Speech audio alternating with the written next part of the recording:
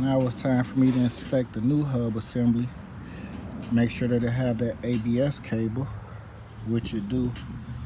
So all that is being replaced. So that's why you remove the old one. Now it's time to install the new wheel hub assembly. Make sure you put the backing plate back on it. Put the ABS line through the hole.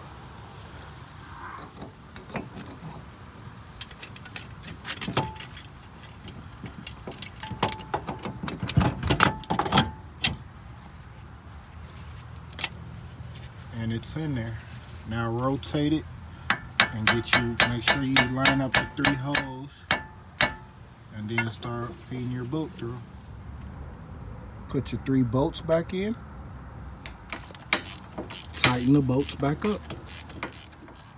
After you get your 3 bolts in, put your axle nut back on. Cap.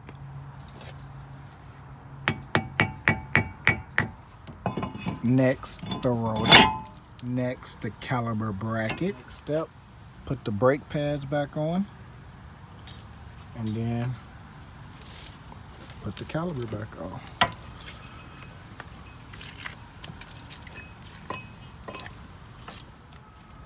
Now with the caliper on, the last thing is to do is to run your ABS line.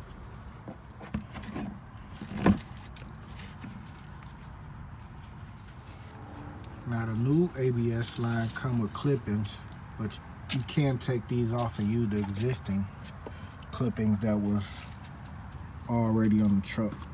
Now this line, make sure you put it in this second line, because I had just put it right here, but if you see, it didn't give it enough flex. So make sure that you put it on the back for the middle, so if the wheel turn, it has room to turn. And now then you put the wheel on and you're done. Thank you for watching.